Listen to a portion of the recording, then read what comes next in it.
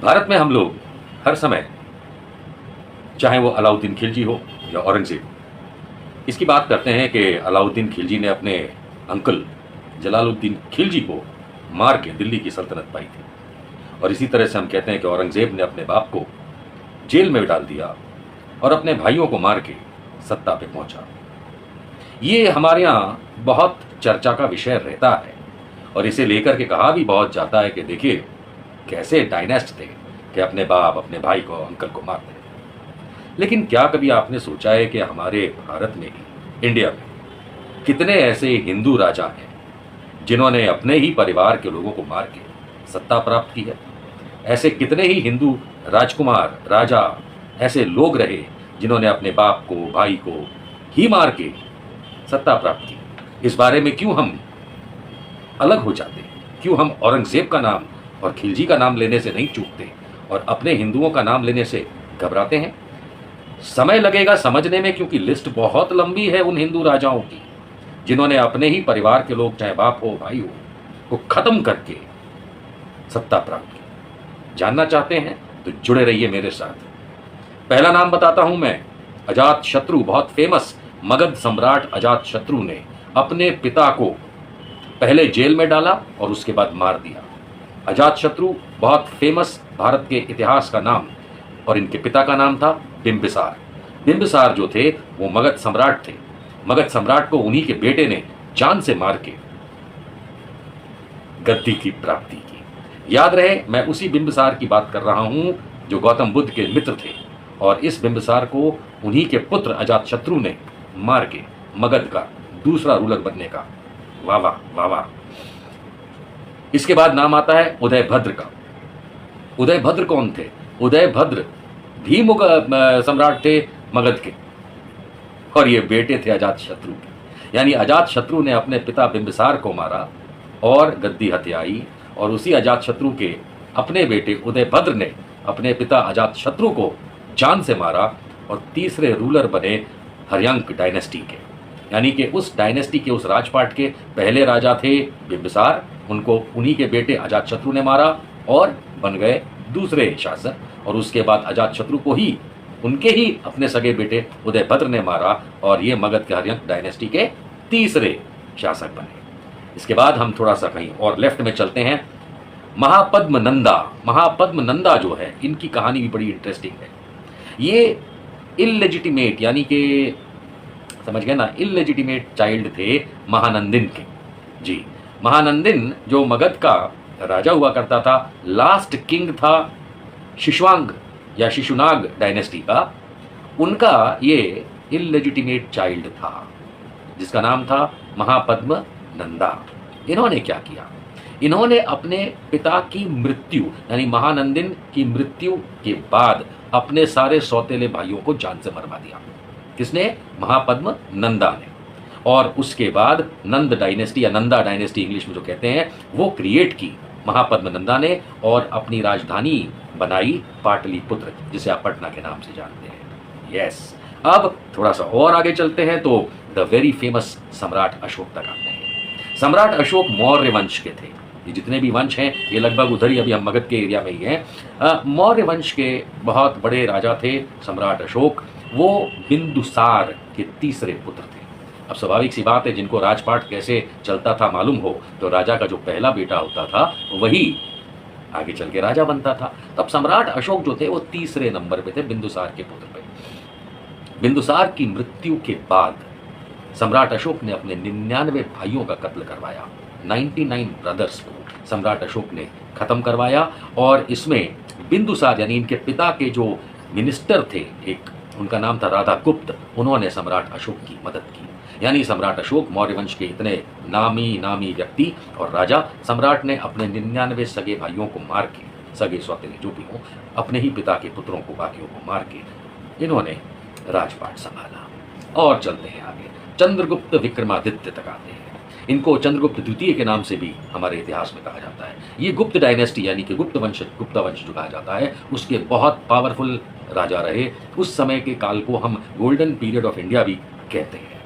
अब समझने की बात है कि कालिदास के देवी चंद्रगुप्तम के आधार पे उन्होंने कहा गया है कि चंद्रगुप्त द्वितीय जो थे वो राजा बने राजा बने रूलर बने अपने बड़े भाई रामगुप्त को मार के। यानी इसमें यह समझने की आवश्यकता है कि चंद्रगुप्त द्वितीय जो थे उनके जो बड़े भाई थे रामगुप्त ही असली वारसदार थे और राजा बनने थे उन्हें, लेकिन रामगुप्त को छोटे भाई यानी कि चंद्रगुप्त विक्रमादित्य यानी द्वितीय ने जान से मारा। और न सिर्फ इतना, उसके बाद रामगुप्त की जो विधवा थी ध्रुवा देवी, उसके साथ विवाह किया और ये बन गए राजा। वाह, अभी खत्म नहीं हुआ है, अभी पिक्चर बहुत बाकी है। ट्रेलर देखा है अभी आपने।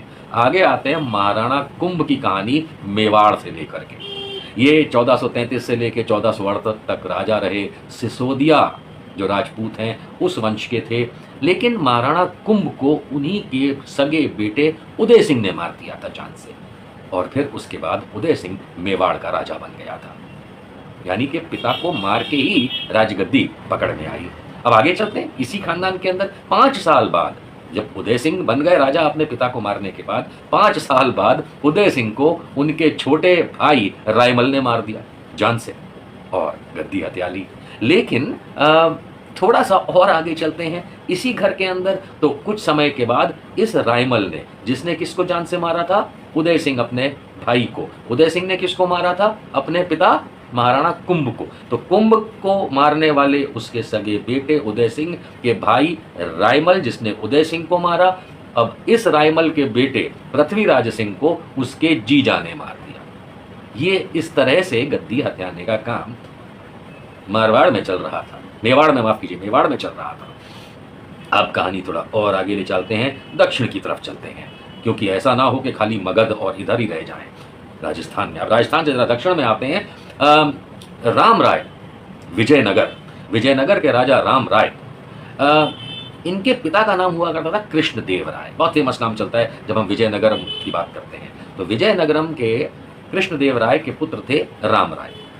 अब इन्होंने क्या किया? इन्होंने अपने अंकल, ध्यान से समझिएगा, जो उस समय जब ये लड़का हुआ करता था, प्रिंस हुआ करता था, तो वहां पे राजा हुआ करता था अच्युत देव राय। अच्युत देव राय जो था वो कृष्णदेव राय का भाई था और कृष्णदेव राय की मृत्यु के बाद वहां का राजा था। कृष्णदेव राय के भाई अच्युत देव राय के बेटे सदाशिव को जब रूलर बनाया गया, राजा बनाया गया, तो राम राय ने उनको मरवा दिया और बैठ गए। वाकई राम राज्य अलग टाइप का वहां देखने को मिला दक्षिण में, विजयनगरम में। अब जरा वापस आते हैं, क्योंकि राजाओं की कहानियां हो और मेवाड़ तक ना पहुंचे, तो भाई मेवाड़ आ जाते हैं फिर से और महाराणा सांगा की बात करते हैं। यह 8वां केस बता रहा हूं मैं आपको। महाराणा सांगा, इन्होंने, बड़ी फेमस बात है कि पहले तो बाबर के साथ मिलके इब्राहिम लोधी का, लोधी वंश जो चल रहा था दिल्ली की सल्तनत, उसको उखाड़ने के लिए बाबर के साथ हाथ मिलाया। कुछ समय के बाद बाबर के खिलाफ हो गए, लड़ाई लड़ी, हार गए। लेकिन इनकी हार के बाद राणा सांगा की, इनको इन्हीं के परिवार के लोगों ने जहर देके मार दिया। कमाल की बात है। और उसके फौरन बाद रतन सिंह द्वितीय, इन्हीं का पुत्र जो है, वो मेवाड़ का राजा बन जाता है। बात यहाँ खत्म नहीं होती है। तब आप बोलेंगे कि इस जमीन पे सिर्फ हिंदू ही थोड़ी ना थे, मुसलमान तो बाद में आए और उनकी कहानियां तो चलती रहती। आइए सिख गुरु की बात कर लेते हैं। बाबा राम राय का नाम शायद ही आपने सुना हो, 10 गुरुओं में से इनका नाम नहीं है। लेकिन बाबा राम राय जो थे, वो माना जाता है कि कहीं ना कहीं सिख पॉलिटिक्स में बहुत इन्वॉल्व थे। हम बताते हैं कैसे। और ये सब प्री मॉडर्न टेक्स्ट हैं, मतलब जो आजकल की किताबें चल रही हैं इनकी बात नहीं हो रही है, ये प्री मॉडर्न टेक्स्ट है। प्री मॉडर्न टेक्स्ट में पहले तो हम ये समझ लें कि गुरु तेग बहादुर जी 9वें गुरु थे सिखों के, जिनका मुगलों ने जो एग्जीक्यूशन था वो 24 नवंबर 1675 को किया था। लेकिन ये तो 9वें गुरु थे, इनसे पहले वाले गुरु कौन थे? तो 8वें गुरु जो थे, वो हमारे पास जो नाम है, सबके पास जो नाम है, वो है गुरु हरकिशन जी। गुरु हरकिशन जी जो थे, ये बाबा राम राय उनके बड़े भाई थे। अर्थात प्लेन वर्ड्स में सिखों के जो 8वें गुरु हैं गुरु हरकिशन जी, उनके सगे बड़े भाई का नाम था बाबा राम राय। अब बाबा राम राय की कहानी आगे बढ़ने से पहले हम बता दें आपको कि गुरु हरकिशन जी को बाल गुरु भी कहा जाता है। वो 1656 में 1656 में पैदा हुए और उनकी मृत्यु 1664 यानी कि 7 साल की उम्र में हो गई थी। अब 7 साल की उम्र में वो हो गई थी स्मॉल पॉक्स की वजह से, इसलिए उनको बाल गुरु भी कहा जाता है। वो बात और है कि उनके जो पिता थे गुरु हर राय, वो उनसे पहले 7वें गुरु भी थे। पर लेकिन coming back to the story जो इस प्रॉब्लम के अंदर आपको बाबा राम राय तक ले जाती है। अब हुआ ये कि गुरु हरकिशन जो 8वें गुरु थे, उनके सगे बड़े भाई बाबा राम राय जो थे, वो औरंगजेब के बहुत अच्छे दोस्त थे। वो दिल्ली में औरंगजेब से बहुत अच्छी दोस्ती करके बैठे थे और लाहौर में जो मुगल गवर्नर हुआ करता था उसके बहुत अच्छे दोस्त थे।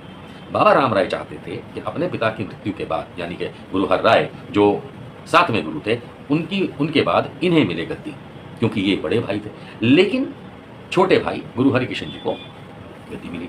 अब मुगलों के साथ बाबा राम राय की जो दोस्ती थी वो सिखों को पता थी, सब जगह सबको पता थी।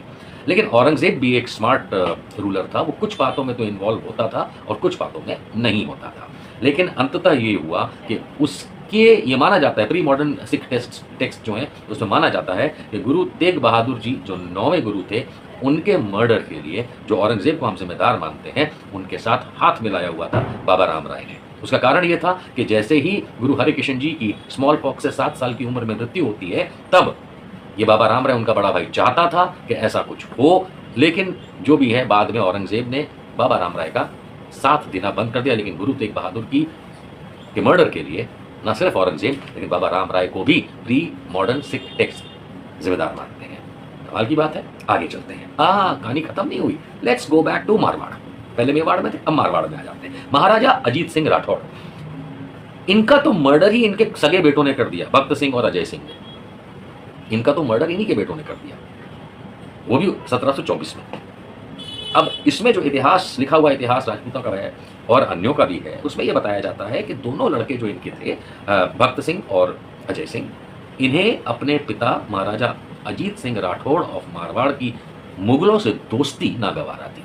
नहीं पसंद था बेटों को। उन्हें लगता था अजीत सिंह राठौड़ जो हैं वो पूरे मारवाड़ को बर्बाद कर देंगे, बदनाम कर देंगे। और इसीलिए 1724 में कई वर्षों के शासन महाराजा अजीत सिंह राठौड़ के चलने के बाद उनके सगे बेटों भक्त सिंह और अजय सिंह ने अपने पिता को जान से मार दिया। और ज़रा से ये जानकारी भी दे दूं कि मारवाड़ के उस समय के महाराजा अजीत सिंह राठौड़ की जब का मर्डर हो गया, अर्थात मृत्यु हो गई, तो उस समय सती प्रथा बहुत चलती थी। और इतिहासकार बताते हैं कि 63 पत्नियों ने, 63 बीवियों ने महाराजा अजीत सिंह राठौड़ की ने सती किया था। भाई बहुत बड़ी बात है। हमारे यहाँ तो एक से ज़्यादा संभलती नहीं है। इनकी 63 बीवियाँ तो सती में थी, बाकी का तो हमें पता नहीं। ओ आगे बढ़ते हैं। इतनी जल्दी थोड़ी ना मैं कहानी खत्म करने वाला हूँ बिना आरएसएस के प्रणेताओं की बात किए। राष्ट्रीय स्वयंसेवक संघ जो है, ये जो आपको भगवा झंडा दिखता है ना तो किसी हिंदू धर्म के मंदिर में, ना किसी राजा का कभी भी भगवा झंडा हुआ। हमारे पुश्तैनी पौराणिक मंदिरों तक के अंदर जो ध्वज होता है वो कभी भगवा नहीं होता था।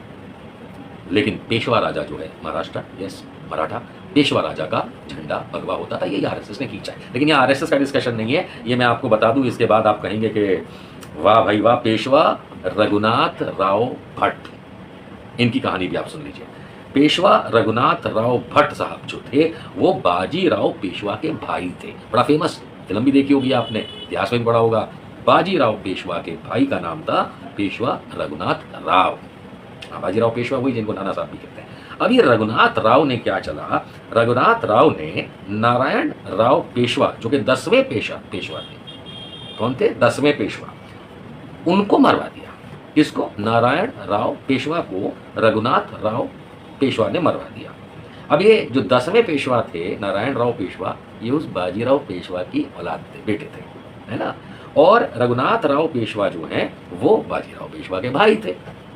अब ये कॉन्स्पिरेसी भी कैसी खेली गई, अपने ही भतीजे को मारने की कॉन्स्पिरेसी किसके साथ खेली? तो भतीजे की पत्नी आनंदी बाई और उनके परिवार वालों के साथ मिलकर के पेशवा रघुनाथ राव, ब्रदर ऑफ पेशवा बाजीराव, ने अपने भतीजे 10वें पेशवा नारायण राव पेशवा को मरवाया और रघुनाथ राव पेशवा 11वें पेशवा राजा बने। सिर्फ औरंगजेब की बातें करोगे, अपने हिंदू राजाओं की बातें करने में डर लगता है? इतिहास को जानना जरूरी है।